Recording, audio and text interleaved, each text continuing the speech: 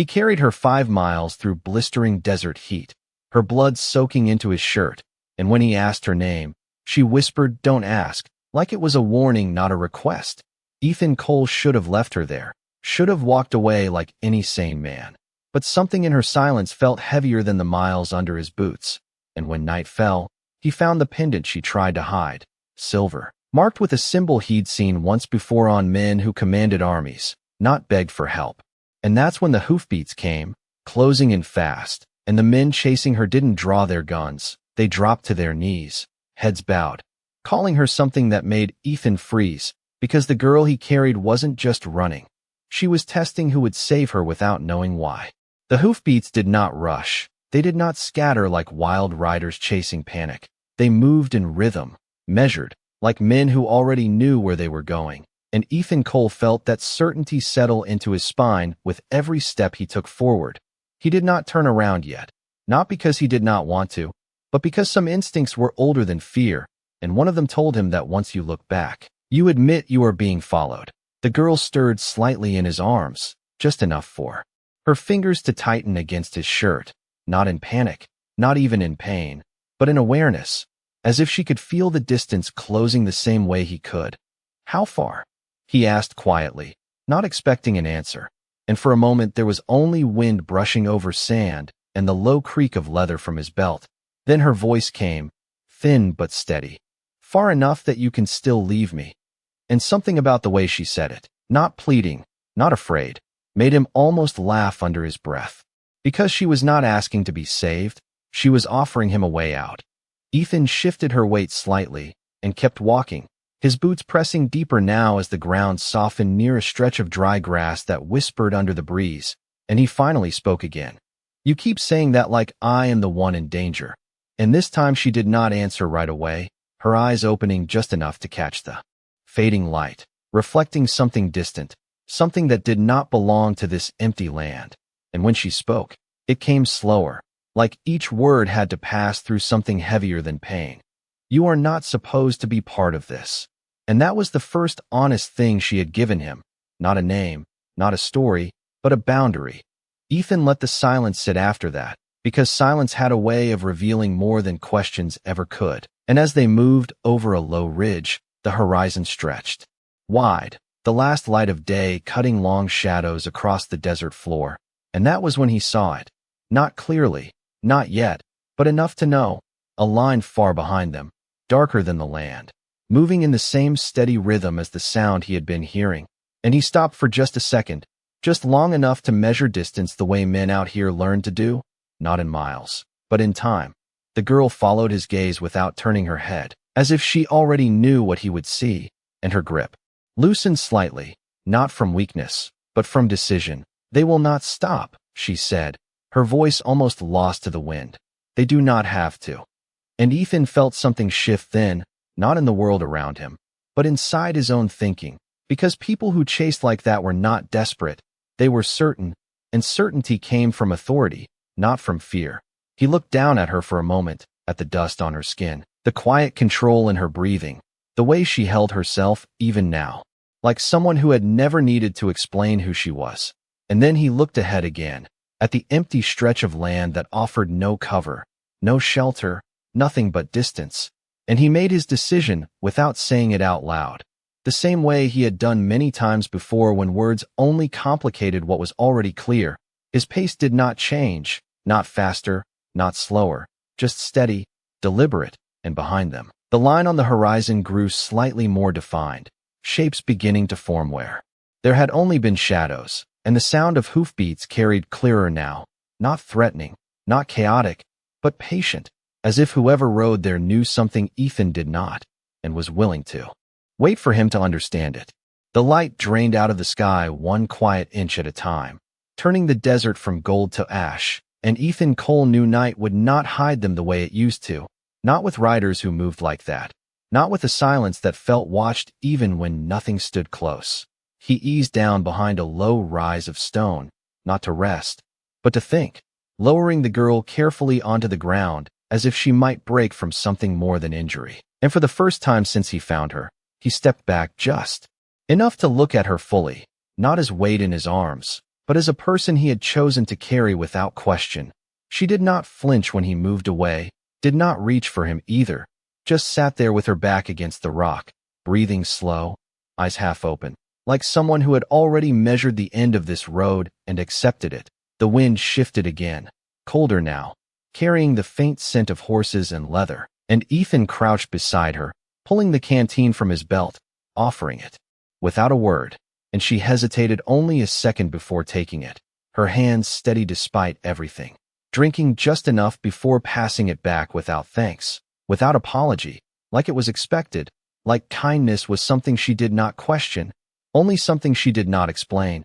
He studied her then, the dust on her skin, the way she kept one hand near her collar where that pendant had slipped earlier, and he reached down slowly, not to take it, but to lift it into the last of the fading light, the silver catching just enough glow to reveal the mark again, sharp, deliberate, not worn by accident, and his jaw tightened slightly as memory pressed in, not loud, not clear, but enough to know that symbol did not belong to someone who wandered alone without reason. "This is why they are coming," he said, not asking, just placing the truth between them, and her eyes lifted to his for a long second, something flickering there, not fear, not anger, something closer to resignation, like a door she had been holding closed was beginning to give way. "You should not have seen that," she answered, her voice quiet but certain, and Ethan almost smiled at that. A dry, tired kind of expression that never reached his eyes, because out here, what you saw did not ask permission before it changed your path. He leaned back slightly, resting his weight on his heels, listening now, really listening, the hoofbeats clearer than before, not rushing, still steady, like a promise being kept rather than a threat being made, and that told him more than anything else could, because men who chased in anger made noise. They shouted, they pushed their horses hard, but men who moved like this believed the end was already theirs. He looked out over the darkening land, then back at her, and for the first time, there was a shift in how he spoke, not softer, not harder, just more direct. "They are not hunting you," he said slowly. "They are coming for you." And the difference hung in the air between them, heavy and undeniable, and she did not argue, did not deny it, only closed her eyes for a moment, as if acknowledging something that had been true long before he stepped into it. A quiet settled then, deeper than before, not empty, but waiting, and Ethan stood again, rolling his shoulders once, feeling the weight of choice settle where doubt had been, and without another word, he bent, lifted her back into his arms, and stepped out from behind the rock into the open night, because whatever this was, whatever she was, it was already too late to pretend he could walk away, and somewhere behind them, just beyond the reach of darkness, the riders closed the distance not with urgency, but with certainty. The night did not bring silence. It sharpened everything. Every sound carrying farther across the open land. Every movement standing out against the pale stretch of starlight. And Ethan Cole felt the weight in his arms grow heavier not because she changed, but because the truth behind her was beginning to take shape.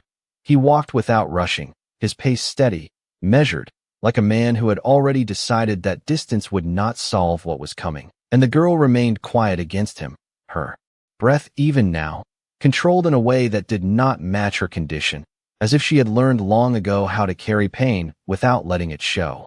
The hoofbeats behind them had changed, not faster, not louder, but closer, defined now, no longer just a distant echo but a presence that pressed gently against the back of his awareness, and Ethan knew they would not lose them, not out here where the land offered nothing but open truth. He glanced down at her once, noticing the way her eyes remained open this time, not searching, not afraid, just watching the horizon ahead like she already knew where this path ended, and something in that calm unsettled him more than any pursuit could. "You knew they would follow," he said quietly, not accusing, not even asking, just placing the thought between them, and after a moment, she answered without turning her head, "They always do." Her voice steady, almost distant, like someone speaking about something inevitable rather than something to fear. Ethan let that sit, the words sinking deeper than they should have, because there was no anger in them, no resistance, only acceptance, and that told him more than any explanation would. The wind picked up slightly, brushing against his coat, carrying the faint scent of sage and dust, and ahead, a narrow cut in the land began to take shape, a shallow canyon that offered shadow, not safety, but a place where the open sky would narrow and the world would feel closer, and he angled toward it without breaking stride, not because it would hide them, but because standing in the open no longer made sense. As they moved into the darker stretch, the temperature dropped, the air cooling against his skin, and the sound of his boots shifted from sand to stone, each step more defined, more final, and the girl shifted slightly in his arms, just enough to look back over his shoulder for the first time, her gaze steady as it settled on the riders now visible in the distance, shapes against the night, not scattered, not chaotic, but aligned, controlled, and when she turned back, there was something different in her expression, not fear, not relief, something closer to decision. "You should put me down before they reach us," she said softly. And this time it was not an offer, not a warning, but a statement of timing, and Ethan slowed just enough to consider it, his eyes scanning the narrow walls around them, the lack of escape, the way the land itself seemed to guide everything toward a single point. He set her down carefully on a flat stretch of rock, stepping back again, not leaving, just giving space. And for a brief moment, they stood there in the dim light, facing the same direction, listening to the same approaching rhythm, and he spoke without looking at her. "If they came for you, then you stand when they arrive." And she did not answer right away, but when she did, it was quieter than before, almost something he was not meant to hear. "I never sat." And that was when Ethan realized that whatever role she played in this story, it was not the one he had first assumed, and the distance behind them closed a little more, the riders no longer just shapes, but men with purpose, drawing near not with force, but with something far more certain, something that did not need to be proven, only witnessed. The canyon narrowed around them like a quiet decision that had already been made, stone rising on both sides, holding the night in place, and Ethan Cole stood a few steps behind her now, not leading, not guiding, just present, the way a man stands when he knows the next moment does not belong to him. She remained where he had set her down, but she did not lean, did not falter. Instead, she straightened slowly, every movement controlled, deliberate, as if the weakness he had carried for miles was something she could set aside when it no longer served a purpose. And that shift alone told him more than any words could have.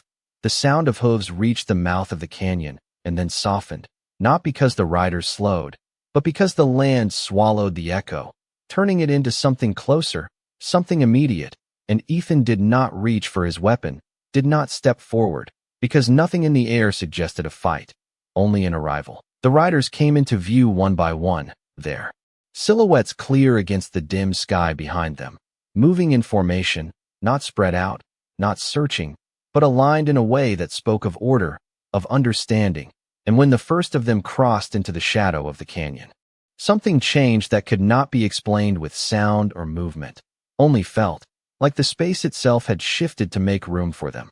The girl did not turn fully, only enough for her profile to catch the faint light, her eyes steady, her breathing unchanged, and for the first time since Ethan had found her, there was no trace of concealment in the way she held herself, no effort to appear smaller, weaker, or hidden. And it struck him then that everything before this moment had been a choice, not a condition. The lead rider slowed as he approached, bringing his horse to a quiet stop several yards away, and the others followed in the same measured way. No rush, no display, just presence. And Ethan watched closely, not for threat, but for recognition, because recognition reveals more than action ever does. The man at the front dismounted with care, his boots touching the ground without urgency. And for a brief second, there was stillness, a silence that stretched between them, not tense, not uncertain, but waiting, as if the moment itself required acknowledgement before anything else could happen. Ethan shifted his weight slightly, his eyes moving from the riders back to the girl, and what he saw there settled something deep in his chest, because she was no longer the person he had carried. She was the center of something larger, something that had been moving long before he stepped into it. The man took a single step forward, his gaze fixed not on Ethan, not on the canyon, but on her. And then, without hesitation, without a word, he lowered himself to one knee, his head bowing just slightly, not in submission, not in fear, but in respect so clear it needed no explanation. The others followed, one after another. The same motion, the same quiet certainty, until the canyon held a line of men kneeling in silence, and Ethan felt the weight of that image settle into him, not as shock, but as understanding. He did not look at her right away, because some truths are not meant to be confirmed by turning your head. They are meant to be accepted in the space they create. And when he finally did glance her way, she had not moved, not stepped forward, not spoken, only stood there, meeting the moment without claiming it, as if she had never needed to prove who she was, only to see who would stand beside her without asking. No one spoke at first, because some moments do not need words to be understood, and Ethan Cole stood there in the quiet weight of it, watching men who could have taken anything choose instead to lower themselves without hesitation, and it told him everything he needed to know about the woman beside him. She did not step forward right away, did not acknowledge them with gesture or command, only stood still, letting the silence stretch just long enough to settle into something real, something earned. And when she finally moved, it was not with urgency, not with relief, but with a calm that reshaped the air around her, a quiet authority that did not need to announce itself. She took one step forward, steady despite everything, and the man closest to her lifted his gaze just slightly, enough to meet her eyes without breaking the posture he had chosen, and in that brief exchange, something passed between them that did not belong to Ethan, something older, deeper, rooted in a language of respect that required no translation.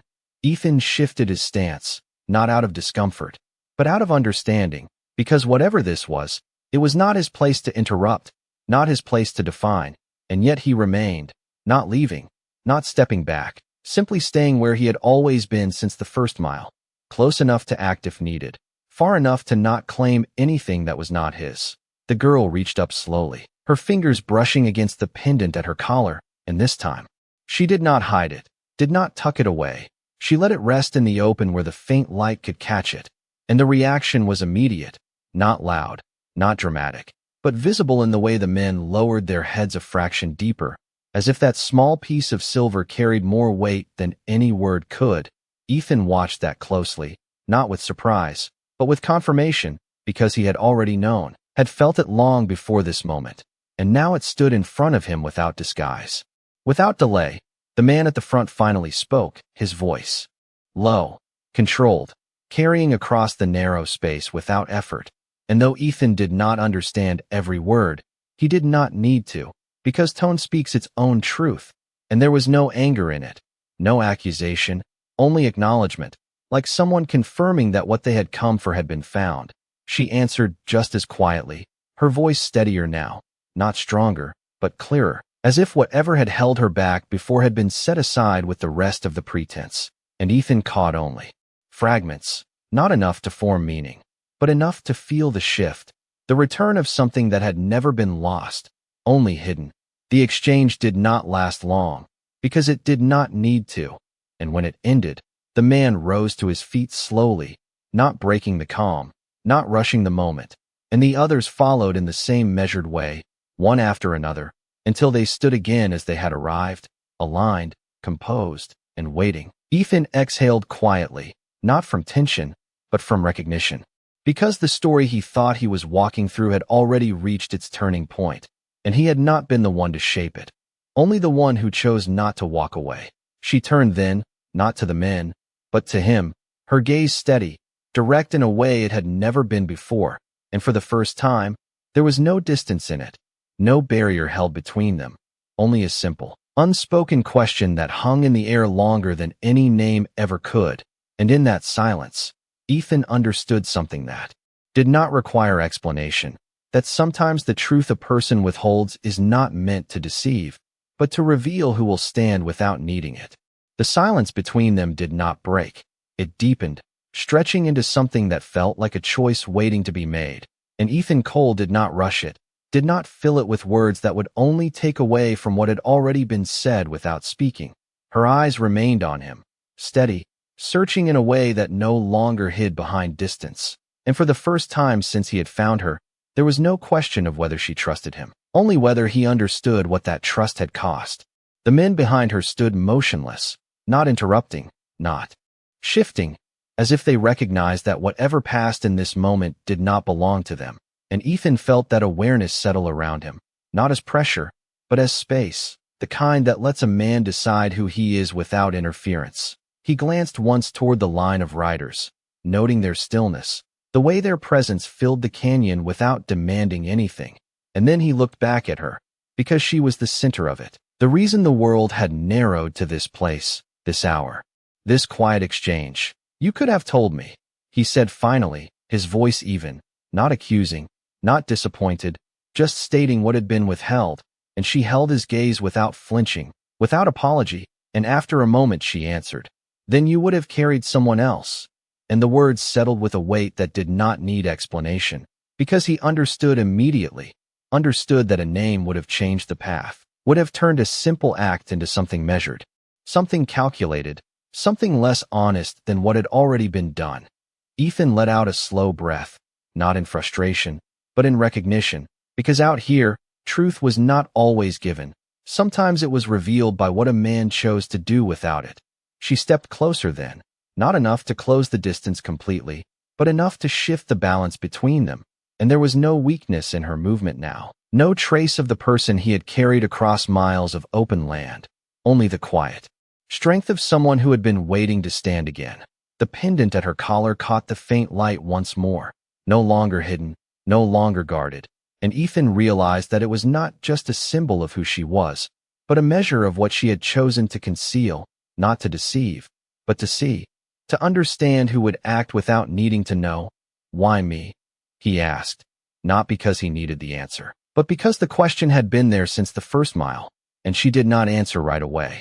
Her eyes shifting briefly past him, toward the open desert beyond the canyon, as if measuring something larger than either of them. And when she spoke, it was quieter than before, but clearer, "Because you did not ask the right questions." And there was no insult in it, no judgment, only a simple truth, one that turned everything he thought he knew on its side. Ethan almost smiled again, that same dry, fleeting expression, because she was right. He had not asked the questions that would have protected him, had not demanded the answers that would have given him control. He had simply acted, and in doing so, had stepped into something he could not have predicted. The wind moved through the canyon, carrying the scent of dust and distance, and behind her, the men remained still, waiting not for orders, but for completion, as if this moment, this exchange, was the final piece of something already decided. She held his gaze a second longer, then reached up and closed her hand gently around the pendant, not hiding it, just holding it, grounding herself in what it represented. And Ethan understood then that whatever came next would not be shaped by him, not decided by him. But he also understood something else, something quieter, that the only reason he was still standing here, part of this moment, was because he had chosen to act before he knew, and that choice had been seen, measured, and remembered. The moment did not end when the words faded. It shifted, like a door opening without sound, and Ethan Cole felt it in the way the air moved through the canyon, no longer waiting, no longer holding its breath, but settling into something decided. She turned from him then, not abruptly, not dismissively, but with the quiet certainty of someone stepping back into a role she had only set aside for a time. And the men responded before she spoke, their posture straightening just enough to reflect that unseen change, their attention aligning fully with her without needing instruction. Ethan watched it unfold without stepping forward, without claiming a place in it, because this was not his ground to stand on anymore. And yet he remained, not out of stubbornness, but because leaving now would have felt like breaking something that had been built without words. The man who had first knelt took another step closer, not crossing into her space, but close enough that the distance between them carried meaning. And he spoke again, his tone different this time, not confirming, but asking. And she listened without interruption, her expression unchanged, her eyes steady in a way that did not reveal thought, but did not hide it either. When he finished, she did not answer immediately. Instead, she glanced once toward Ethan, not seeking approval, not asking permission, but acknowledging his presence in a way that neither diminished nor elevated him, simply placed him where he had chosen to stand. Then she spoke, her voice carrying clearly despite its softness. And though the words were not meant for Ethan, the meaning reached him all the same, because tone has a way of crossing boundaries language cannot, and what he heard was not command, not urgency, but decision. The men reacted without hesitation, not with movement, but with acceptance, a subtle shift in posture, a quiet alignment that spoke of trust already given, already proven long before this night. One of them stepped forward slightly, offering something wrapped in cloth, holding it out with both hands, and she accepted it without looking down, as if she already knew what it was, as if it had always been meant to return to her. And when she finally unwrapped it, the faint glint of metal caught Ethan's eye, not sharp, not threatening, but familiar in a way that made him pause, because it was not a weapon of force, but a symbol, crafted, deliberate, carrying weight that had nothing to do with what it could do, and everything to do with what it meant. She held it for a moment, not raising it, not displaying it, just letting it rest in her hands as if measuring its return, and then she closed her fingers around it, the motion small but final, like a line drawn without being seen. Ethan shifted his stance slightly, his gaze moving from the object back to her, and in that instant he saw something he had not seen before, not in her eyes, not in her posture, but in the space around her, the way everything seemed to settle into place now that she had taken it back, like a story returning to its rightful path after a long detour. She looked at him again, briefly, and there was no question there now, no test left unspoken. Only a quiet acknowledgement that what needed to be seen had been seen, what needed to be chosen had been chosen, and whatever came next would move forward without hesitation.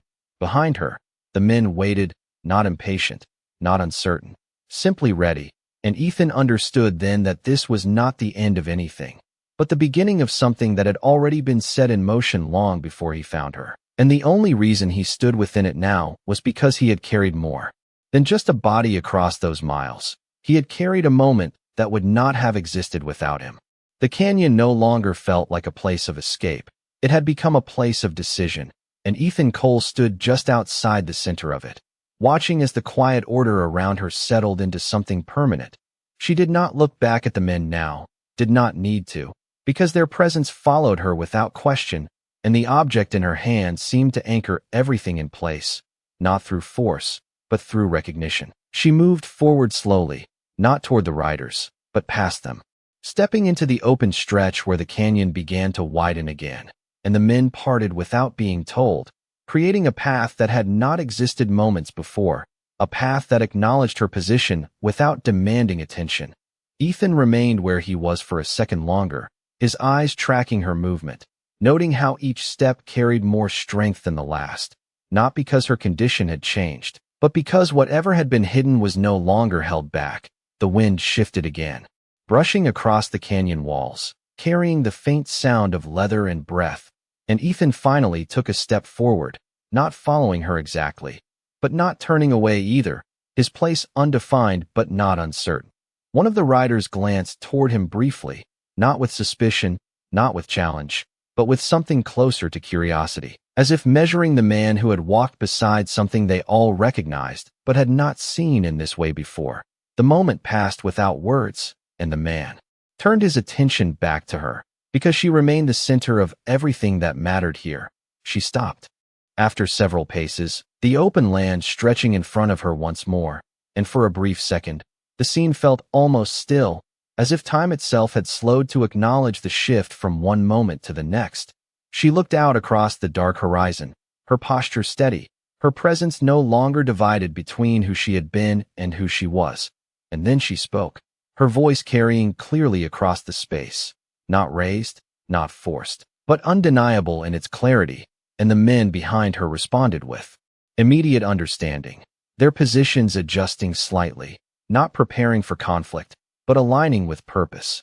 Ethan listened without needing to understand the words, because what mattered was not the language, but the intent, and the intent was clear. Something was being set in motion, something that extended beyond this canyon, beyond this night. She lowered her hand slightly, the object still held within it, and for a moment, she seemed to hesitate, not in doubt, but in thought, as if considering something that had not yet been decided. And then she turned back toward Ethan once more, her gaze steady, holding him in place without command.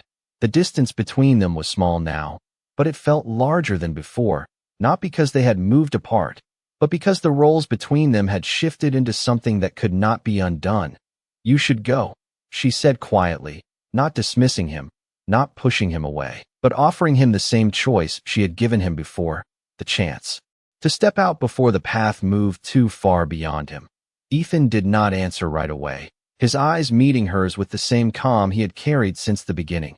And there was no hesitation in it, no struggle, only the quiet weight of a man who understood what leaving meant and what staying would cost. Behind her, the men waited, not impatient, not pressing, simply present, and the night stretched around them, wide and still, holding the space for whatever decision would come next, because in that moment, it was no longer about who she was. It was about who he chose to be now that he knew.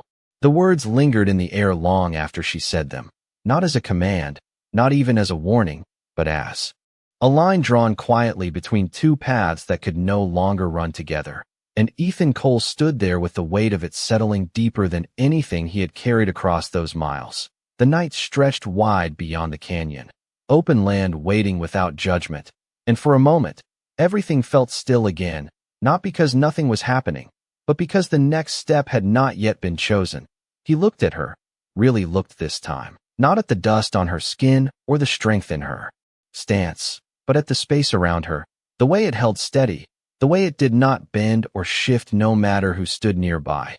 And he understood then that whatever road she walked from here would not allow for hesitation, not for her, not for anyone who followed.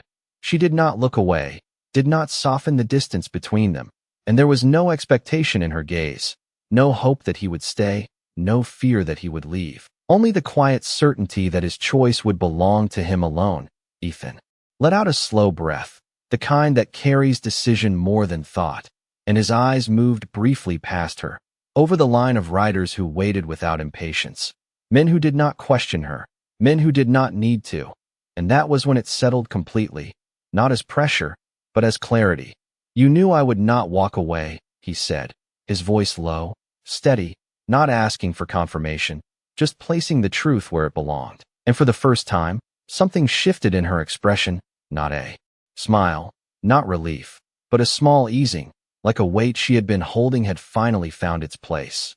"I hoped," she answered, and that single word carried more than anything she had said before, because hope meant uncertainty, and uncertainty meant she had not been sure until this moment.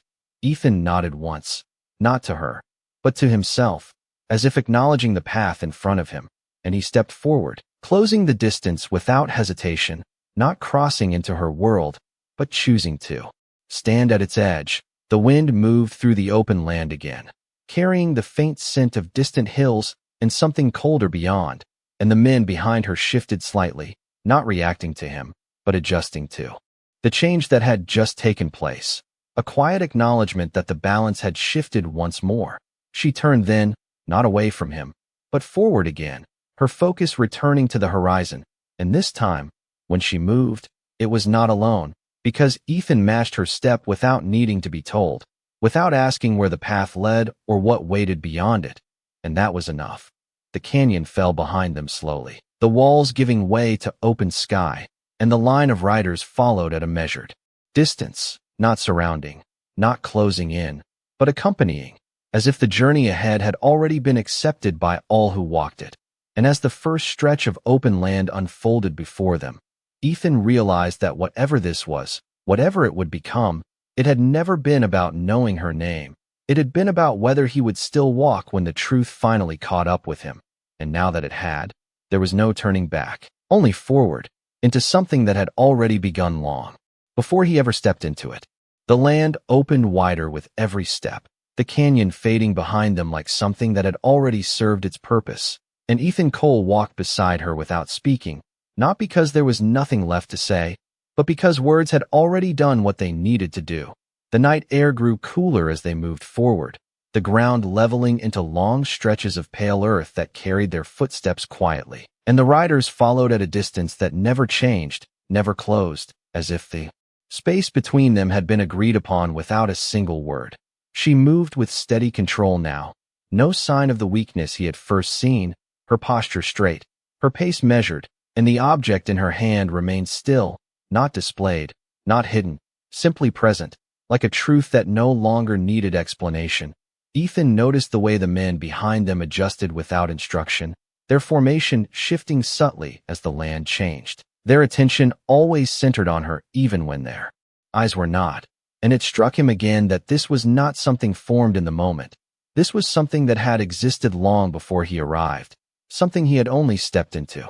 For a brief stretch of its path, the horizon ahead carried a faint outline now, low structures in the distance, barely visible against the night, and she slowed slightly as they approached, not hesitating, just acknowledging the place before stepping closer, and the men behind them followed that shift without question, their movement aligning with hers as naturally as breath. Ethan's gaze lingered on that distant shape, trying to measure what it meant, not as a destination, but as a point where, whatever this was, would settle into something clearer, something that would no longer leave space for uncertainty. She stopped once more, just short of the edge where the land dipped slightly toward that distant place, and this time she turned to him without waiting, her eyes meeting his directly, steady, grounded, no longer testing, no longer searching, only present. "This is where you turn back," she said quietly, and the difference in her tone was clear, not offering, not hoping, but marking. A boundary that could not be crossed without changing everything that came after. Ethan looked past her for a moment, at the shape ahead, at the riders behind, at the space that had carried them all this far, and then back at her, and there was no conflict in his expression, no struggle, only the quiet weight of understanding. He knew what she was asking now was not the same as before. This was not about safety, not about distance. This was about place, about where his presence ended and her world began.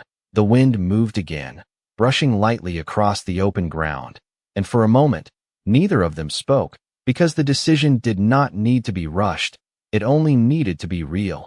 Ethan shifted his stance slightly, his eyes holding hers, and though he had walked beside her without knowing who she was, he now stood knowing exactly what it meant to go further, and that knowledge settled between them like a final line drawn not by words, but by understanding, and behind her, the men remained still, not pressing, not watching him with expectation, only waiting for what had already been set in motion to reach its next step.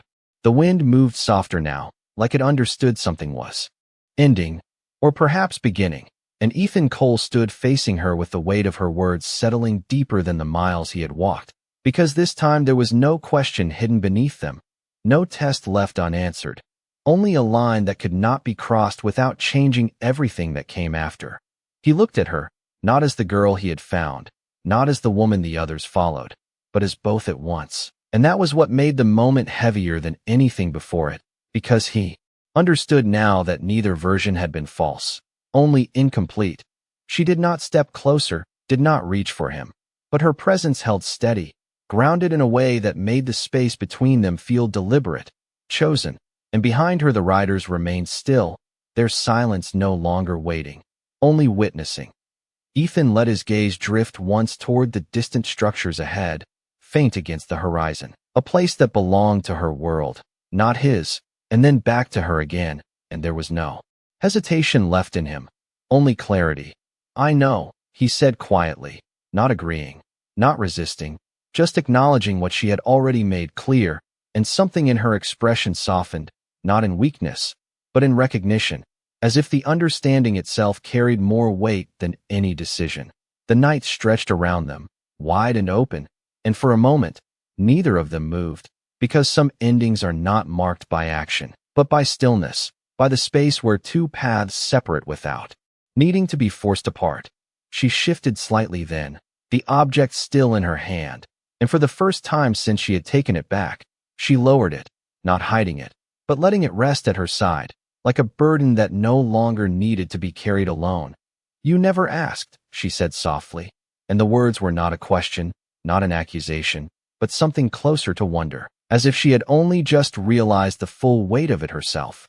Ethan gave a small nod, his eyes steady. "It did not matter," he replied, and that simple truth settled between them more firmly than anything else, because it confirmed what she had been searching for without ever saying it out loud. The wind passed through again. lifting the edge of his coat, brushing against her hair, carrying the quiet of the land with it. And behind her, one of the men shifted slightly, not impatient, but aware that the moment had reached its natural end.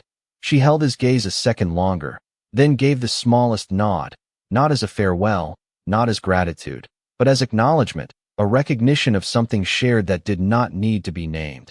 Ethan stepped back then. Just one step, but it was enough to return the space to what it had been before he entered it, enough to place himself once more outside the path she would walk from here. She turned without hesitation, her focus returning to the horizon, and as she began to move forward, the riders followed in quiet alignment, their presence closing around her without enclosing, guiding without pressing, and the distance between them and Ethan began to grow not through speed, but through direction. He stood there for a moment longer, watching as they moved away, the figures becoming part of the land again, not disappearing, but settling into it. And when he finally turned, it was not with regret, not with doubt, but with the quiet understanding that what he had carried across those miles had never belonged to him to keep, only to return, and that was enough. The desert felt larger once they were gone, not emptier, just wider, like something had shifted back into its natural place. And Ethan Cole stood alone under the open sky with the wind moving slow across the ground, carrying no voices now, no hoofbeats, only the quiet that comes after a truth has passed through. He did not follow, did not watch until they disappeared, because he knew that was not how this kind of story ended. Not with distance, not with longing, but with acceptance, the kind that settles into a man without asking permission. He turned away from the path they had taken, his boots pressing into the sand with the same steady rhythm he had carried before all of this began. But something in that rhythm had changed, not in pace, not in weight, but in meaning, because every step now held the memory of a choice made without knowing, a choice that had been seen, measured, and returned in a way he did not expect. The night stretched on around him, stars scattered wide above, the land familiar again in a way it had not been for days.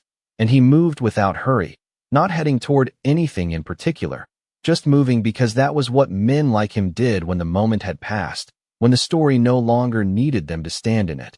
Somewhere behind him, far enough now to be part of the distance, she walked a different road, one that did not bend toward his, one that carried weight he would never have to carry, and that knowledge did not trouble him.